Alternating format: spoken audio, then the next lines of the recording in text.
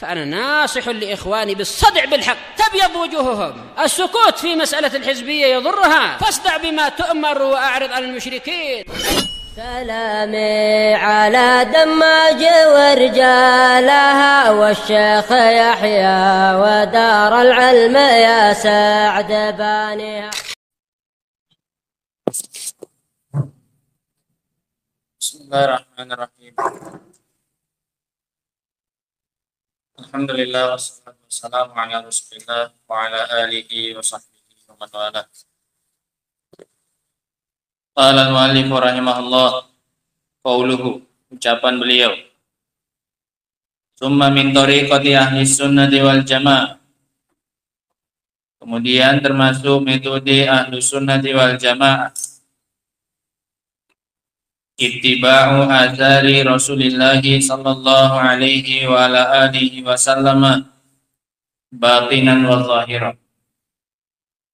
Termasuk metode Ahlussunnah wal Jamaah adalah mengikut asarnya Rasulullah sallallahu alaihi wasallam secara zahir dan batin. Sehingga yang diikuti dari Rasul bukan hanya penampilan fisik saja, bukan hanya jenggotnya, bukan hanya cingkrangnya, bukan hanya pakaiannya. Ini baru mengikut kepada Rasul secara zahir. Tapi pengikutan kepada beliau juga secara apa ini? Batin. Bagaimana Rasul tawakalnya, bagaimana beliau takut kepada Allah semata, bagaimana beliau mencinta, bagaimana beliau segalanya dari amalan-amalan apa ini? Batin. Itu juga dicontoh siapa? Rasul sallallahu alaihi wa alihi wasallam. Qala syarih rahimahullah, lama faraghal muallifu mimma yuridu dzikrahu min tariqati ahli sunnati al-aqdiyah. Setelah selesai penulis dari apa yang beliau inginkan untuk beliau sebutkan berupa metode Ahlus Sunnah wal Jamaah dalam masalah akidah. Sebelum-sebelumnya tentang masalah akidah, bagaimana para sahabat, bagaimana masalah karamah, masalah iman, dan seterusnya. Syara'a fi dzikri tariqatihim al-amaliyah. Maka beliau sekarang mulai menyebutkan metode Ahlus Sunnah yang bersifat amaliyah, yang bersifat amalan, baik amal zahir maupun amal batin. Qauluhu, ucapan beliau, ittiba'u athar, metode mereka adalah mengikuti athar, la tiba' illa bi'ilm. Dan tidak ada yang namanya ittiba kecuali dengan ilmu. Sehingga mustahil kamu bisa mengikut kepada Rasul sallallahu alaihi wasallam kalau kamu tidak punya ilmu. Mustahil kamu mengaku pengikutnya Nabi sallallahu alaihi wasallam kalau kamu tidak punya ilmu. Sehingga ini syarat mutlak untuk menjadi Ahlussunnah wal Jamaah, yang mana metode mereka adalah ittiba, mengikut kepada Rasul sallallahu alaihi wasallam, maka harus punya ilmu. Tidak bisa menjadi pengikut Rasul di atas kebodohan. Karena nggak ada yang mau diikuti. Apa yang mau diikuti? Sementara dia tidak tahu apa yang mau diikuti, nggak punya ilmu. Ini perhatikan, ini penting ya, Ikhwan. La tiba'a illa bi ilmin. Tidak ada yang namanya ittiba kecuali dengan ilmu. Idzan, maka kalau begitu, pakai jilbabnya, pulang, cepat, pulang. Ambilkan jilbabnya ada. Ambil jilbabnya. Cepat. Idzan, maka kalau begitu, fahum harisun, maka mereka itu adalah orang-orang yang semangat ala talabil ilmi. Mereka adalah orang yang semangat untuk menuntut ilmu. Siapa? Ahlus Sunnah wal Jamaah. Supaya apa mereka menuntut ilmu? Supaya bisa ittiba. Sehingga nggak ada cerita Ahlus Sunnah wal Jamaah itu malas-malasan belajar, itu perlu dipertanyakan nanti ke Ahlus Sunnahannya. Ini kata beliau, lihat ya Pak. Fahum harisun ala talabil ilmi. Mereka adalah orang-orang yang semangat untuk menuntut ilmu. Tujuannya mulia, bukan apa-apa, supaya bisa ittiba, supaya bisa ngikut kepada Rasul sallallahu alaihi wasallam, maka mereka menuntut ilmu. Nah, tujuannya liya'rifu athara Rasuli sallallahu alaihi wasallam, supaya mereka mengetahui asar-asarnya Rasul Shallallahu Alaihi Wasallam, jejak-jejaknya Rasul, tahu. Apa yang mau diikuti kalau nggak tahu? Nah, sehingga sesuai dengan kadar ilmu seseorang, maka sebesar itu pula dia mungkin untuk apa ini? Ittiba. Karena semakin banyak yang dia ketahui, semakin banyak yang bisa dia contoh dari Rasulnya Shallallahu Alaihi Wasallam. Semakin sedikit ilmu seseorang, maka semakin kecil peluang dia untuk bisa apa ini? Ittiba. Nggak tahu jejaknya mana, nggak bisa ngikuti jejaknya. Nah, liya'rifu athara ar-rasuli sallallahu alaihi wasallam summa yattabi'unaha. Sudah tahu, kemudian mereka mengikutinya. Fahum yattabi'una athara ar-rasuli sallallahu alaihi wasallam fil aqidah wal ibadah wal akhlaq wad da'wati ilallah. Sehingga mereka mengikut kepada Rasul, mengikuti jejaknya Rasul dalam masalah akidah, masalah ibadah, akhlak, dakwah kepada Allah. Semuanya mereka contoh. Yad'una ibadallahi ila syariatillah fi kulli munasabah. Mereka mengajak hamba-hamba Allah kepada syariat Allah dalam setiap kesempatan. Munasabah, kesempatan. Wa kullama iqtadatil hikmah wa kullama iqtadatil hikmatu an yad'u ila Allah da'u ila Allah. Setiap kali hikmah menginginkan untuk mereka mengajak kepada Allah, mereka mengajak kepada Allah. Walakinnahum la yukhbituna khabta ashwa, tapi mereka tidak maju dengan serampangan. Mereka tidak turun ke medan dengan serampangan, itu maknanya. La yukhbituna khabtal ashwa, enggak serampangan mereka berdakwahnya. Wa innama yad'una bil hikmah, mereka mengajak manusia dengan cara yang hikmah. Yattabi'una athar ar-rasuli alaihi salatu wassalam fil akhlaqil hamidah. Mereka mengikuti asarnya Rasul sallallahu alaihi wasallam dalam akhlaknya yang mulia. Fi muamalatin nas, ketika bermuamalah, ketika menyikapi manusia, bil lutfi wal lin, dengan lemah lembut. Nah, wa tanzil kulli insanin manzilatah, dan mendudukkan setiap orang masing-masing sesuai dengan apanya? Kedudukannya. Enggak sama sikapnya antara yang sudah lama kenal Islam dengan orang yang baru kenal Islam. Ini berbeda sikapnya. Masing-masing diberi porsi yang sesuai. Yattabi'unahu aidan fi akhlaqihi ma'ahli. Mereka juga mengikuti asarnya Rasul dalam, mereka juga mengikuti akhlaknya beliau dalam bersama dengan keluarganya. Ditiru bagaimana Rasul kepada keluarganya, maka begitu juga dia kepada keluarganya. Sehingga banyak yang mau ditiru dari Rasul ini, bukan hanya dalam pakaian saja, dalam masalah penampilan fisik saja, tapi juga hal-hal yang seperti ini, muamalah kepada keluarga bagaimana Rasul SAW, begitu diikuti. Fatajiduhum yahrisuna ala an yakunu ahsanan nasi ila li ahli. Sehingga kamu dapati mereka itu adalah orang yang semangat untuk menjadi orang yang terbaik kepada siapanya? Keluarganya. Sebagaimana Rasul orang yang terbaik kepada keluarganya, ini yang ingin dia contoh. Rasul ternyata didapati orang yang paling baik kepada keluarganya, maka dia pun ingin menjadi orang yang paling baik kepada siapanya? Keluarganya. Dalam rangka bukan apa-apa, bukan dalam rangka mencari kecintaan istrinya atau pujian istrinya, bukan, tapi ingin mencontoh siapa ini? Mencontoh Rasul sallallahu alaihi wasallam. Lianna Nabi sallallahu alaihi wasallam yaqul, karena dia tahu Nabi pernah mengatakan, khairukum li ahlihi. Sebaik kalian adalah sebaik kalian kepada keluarganya. Orang terbaik kalian adalah yang paling baik kepada keluarganya. Wa ana khairukum li ahli. Dan aku adalah sebaik-baik kalian kepada keluargaku. Nah.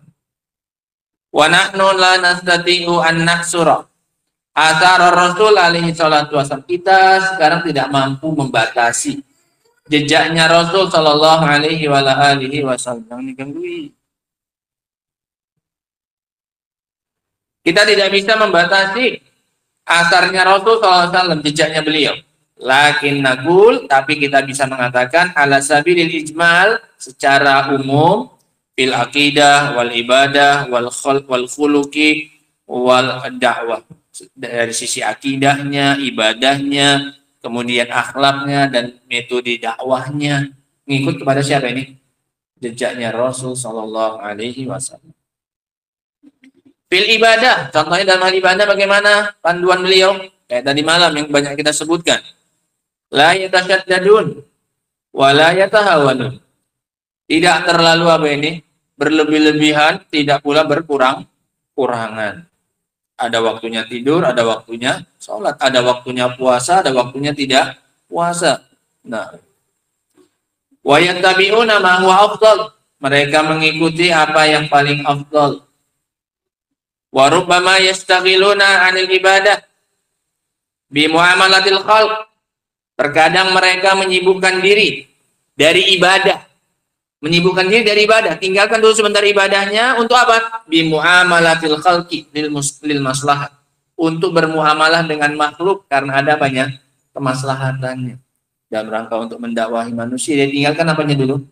Ibadahnya. Karena ini lebih bermaslahat. Dia ingin mendakwahi, melembutkan hati siapa ini? Orang, memberikan sikap yang baik kepada manusia. Nah,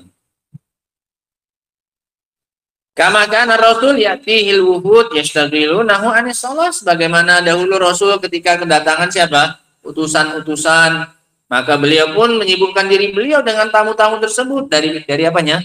Salat. Tidak beliau sibuk salat padahal ada apa ini? Ada tamu. Beliau tinggalkan sebentar apanya? Ibadahnya. Karena ada apa ini? Karena ada apa? Kemaslahatan. Fayaqdiha fi ma ba'd, maka beliau mengqadhanya setelahnya, setelah pulang tamunya beliau qadha. Yang tadi nggak sempat sholat sunnah karena ada tamu, baru beliau laksanakan sholatnya secara qadha. Nah, qauluhu, ucapan beliau, batinan wa zahira, az-zuhur wal butun amrun nisbi. Zahir dan batin ini adalah perkara yang relatif, nisbi, relatif. Bisa jadi bagi seseorang zahir, bisa jadi bagi orang lain apa itu? Nisbi. Iya kan? Zahir dan batin, nampak dan nggak nampak itu perkara yang relatif. Sekarang dalam kantong ini ada sesuatu ini. Bagian ini perkara apa ini? Zahir apa batin? Zahir, orang nampak bagian, tahu. Bagi kalian perkara apa ini? Batin. Meskipun kalian bisa meraba, ada itu kosong ini. Tapi kan kalian tetap apa ini? Batin bagi kalian. Bagian apa ini? Zahir. Apa ya? Nah, yang kalian masak untuk siang ini, bagian apa ini? Batin. Bagi kalian apa? Zahir. Meskipun bisa nyium-nyium. Ini ayam goreng ini. Belum tentu apa? Benar. Paham ya? Sehingga ini maksudnya. Zuhur wal butun amrun nisbi. Tampak nggak nampak itu perkara apa ini? Relatif. Bisa jadi berbeda-beda. Zahiran fima yadhharu linnas. Zahir itu bagi apa yang nampak bagi manusia. Wa batinan fima yusirrunahu bi anfusim. Batin itu apa yang mereka sembunyikan pada diri mereka. Ini batin, nggak nampak, nggak tahu orang. Zahiran fil a'mali zahira. Zahir pada amalan-amalan yang zahir. Wa batinan fil a'malil qulub. Batin pada sisi amalan apa? Hati. Kan nggak tahu orang tawakal atau enggaknya, kecuali dari mananya? Hatinya. Nah, takut atau nggak takut, mencinta atau tidak mencinta, ini amalan apa semuanya? Amalan hati. Nah, nampak tidak? Tidak. Nah, pemasalan contoh at-tawakkul wal khauf ar-raja. Contohnya sifat tawakal, rasa takut, berharap, wal inabah, taubat. Inabah itu kembali, rujuk. Wal inabah wal mahabbah, rasa cinta, wa ma asbah dzalik, dan yang semisal itu. Hadhihi min amalil qulub. Ini semua termasuk amalan hati. Yaqumuna biha alal wajhil matlub. Mereka juga menjalankannya sesuai dengan yang diminta dari mereka. Siapa mereka? Ahlus sunnah wal jamaah. Ahlus sunnah wal jamaah mereka meniru bagaimana Rasul tawakal. Ahlus sunnah wal jamaah meniru bagaimana Rasul takutnya. Rasul sunnah meniru Rasul bagaimana beliau taubat, inabah. Bagaimana beliau roja, mengharapnya. Bagaimana beliau mencinta. Itu juga diikuti apanya? Asarnya siapa? Rasul. Secara apa mengikutannya? Secara apa? Batinan. Wasolah fi hal qiyam wal qu'ud wal ruku' was sujud.